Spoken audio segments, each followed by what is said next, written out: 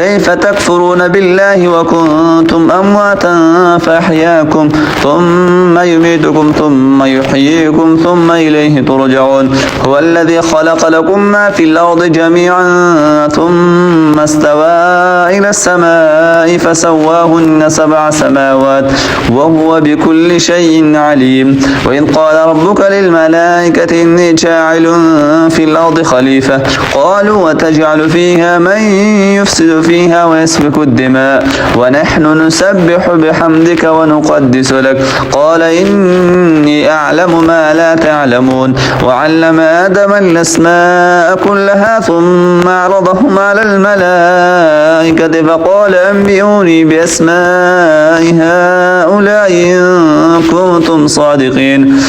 قالوا سبحانك لا علم لنا إلا ما علمتنا إنك أنت العليم الحكيم